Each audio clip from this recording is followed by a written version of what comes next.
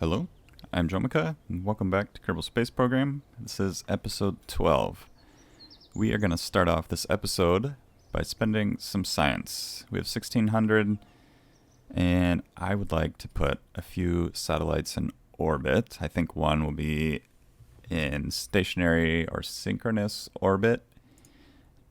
We're going to need some solar panels for that, and probably a better satellite dish, so that way we don't have to upgrade it as often. So let's go. This one is 50 Gs. This one's going to be lower. Yeah, 4 Gs. And that one is 15. Is there another one? No. That would be nice to have too, because it's smaller. So let's see. Why don't we go ahead and research these two to start. Is that the 50? Yeah. So go ahead and get that. What other stuff do we want? Probably not that. Possibly the mobile processing lab. Nuclear propulsion we'll need in a bit, not now. Some more fuel tanks. Maybe we'll get one of these engines here, a little bit better, like thrust to weight ratio and everything to get into orbit, since these satellites are going to be a little bit bigger.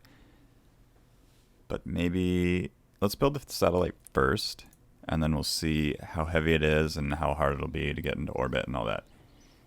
So it's going to be a quick little satellite here, and I'll just go ahead and build it right on camera. I think we're going to want a bigger fuel tank for this. We will go with a little bit bigger of an engine than normal. Do we need any of that? No.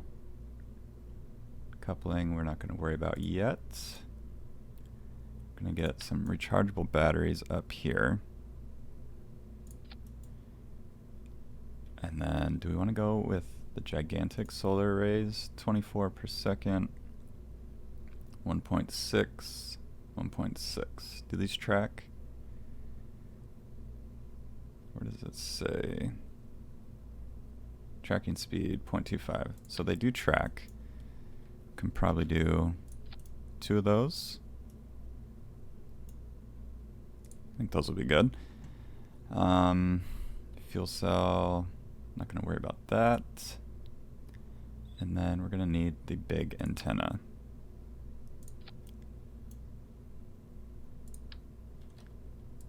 Let me rotate, if I can grab these, rotate these sideways.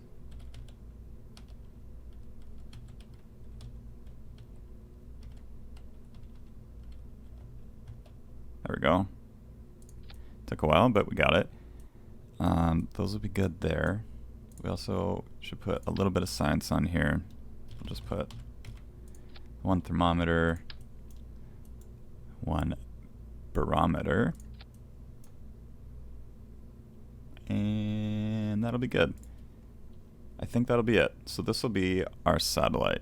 We'll have 1000 delta V, thrust to weight ratio will be 1.3, and our mass is 1800 kilograms. So let's put a docking port on here. Do we want a docking port? Yeah, we might as well, instead of like a separator.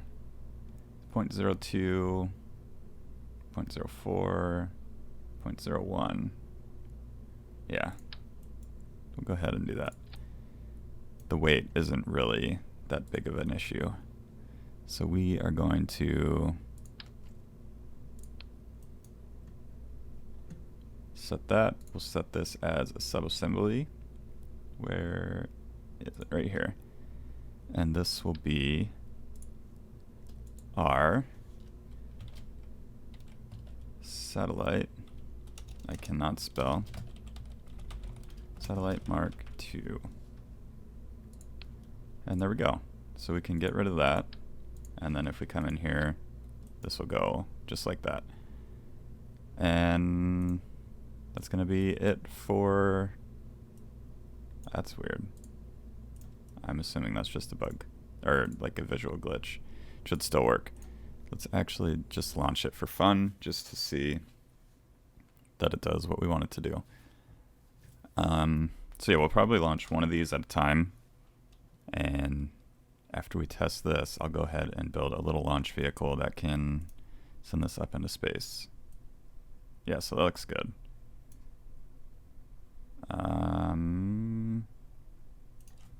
Well, we broke it. Revert flight. Return to vehicle assembly. So yeah, that's good. So let's go ahead and build a launch vehicle for this, and then we can work on getting it into orbit.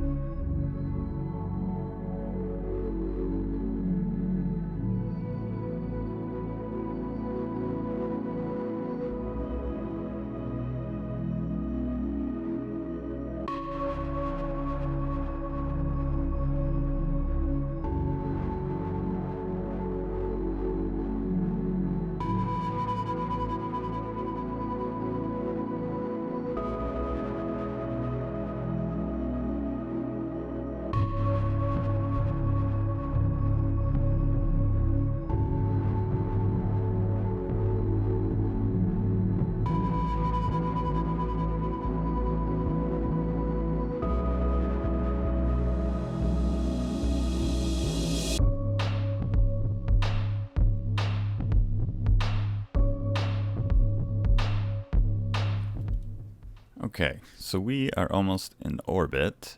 Periapsis is a little bit low, but that's okay. This is, it's like 2.863 kilometers high that we need to be in order to be in synchronous orbit with Kerbin. So we want to be able to have a connection with the KSC at all times, and that's what this orbit will do. It'll always be right above it. So if we fast forward, we're going to hope that when we get to the apoapsis, we are in a good spot to finish the burn and just circularize, and we'll be right above it. Yeah, it should be okay. We can go ahead, and when we get up there, we'll just go ahead and burn, circularize the orbit. We can even do a maneuver planner for that. As long as there's a connection, we're okay. And this is plenty powerful enough to send our connection at least anywhere around sphere of influence of Kerbin, probably even out to some other planets, especially if we upgrade the Space Center. So let's go ahead and create the node. Is that what we want? Yes. We'll go ahead and execute this so we don't have to think about it. We can just go ahead and do it. And we're going to have plenty of extra fuel. So if we want to, we can move it. We have 1,500 left in this stage, and then we even have more left up in this stage here. So we have plenty of fuel, probably a little bit overkill. And we'll just let that finish pointing at the node, then it'll fast forward, and then it'll burn 15 seconds on either side of the apoapsis. So we can just let that do its thing, and when it's all done, we should have a constant communication with the KSC. Even if we're off a little bit, I think Kerbin will rotate faster, just a tiny bit faster. It's probably going to take many, many, many years for this to be out of sync. We can always adjust it, or by the time we even have to worry about it, we'll probably have a better satellite that we need to put in orbit in its place. So this will run a little bit longer, and then when we fast forward and move around, which I'm not going to do, this will always be in the same spot. So there we go. Looking good. And this is 2.86, 2.862. So they're both exactly the same. Very circular orbit.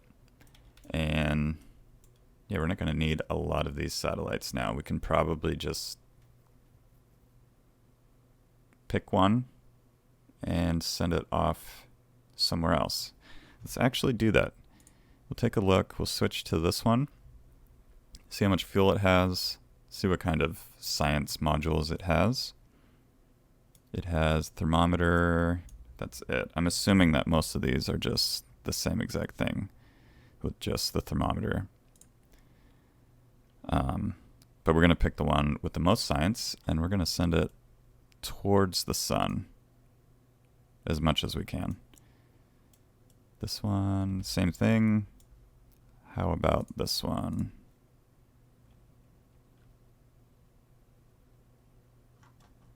Yeah, like I said, I think they're all the same. This one is another satellite Mark 1. Well, since we don't need these anymore, we'll just take this one. It's closest to the periapsis, and we're just going to shoot it off into space. Plenty of fuel. We're going to point it prograde, which it already is, and we'll just fire this.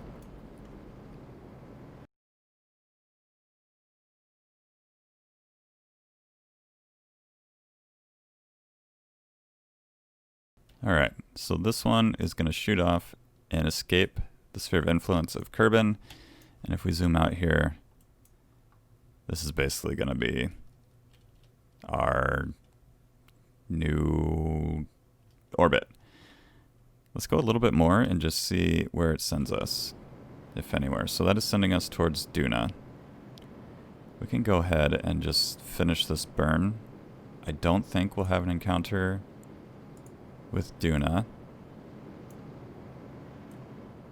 but eventually, I think after a couple orbits, we may or may not have an encounter. So we'll just keep going. It's not going to take much to just push our orbit a little bit further. Yeah, and that's kind of the closest we'll get for this, the first orbit. But maybe eventually it'll catch up and it'll either come back towards Kerbin or eventually run into Duna. Who knows how long that'll take. So yeah, I think that's going to do it for today's episode. We just kind of did this satellite over here. So we can keep a constant connection with Kerbin. The only thing we really have to worry about is if Kerbin is in the way. So like if there is something on that side of Kerbin, there won't be a connection, but we can probably add another satellite over here and one over here, and we'll always have a connection. We could also do another polar orbit to kind of increase our chances of always having a connection. So yeah, that's going to do it for today's episode. If you liked today's episode, be sure to hit that like button. If you're new to the channel, please consider subscribing. Thank you for joining me. I hope to see you all in the next episode.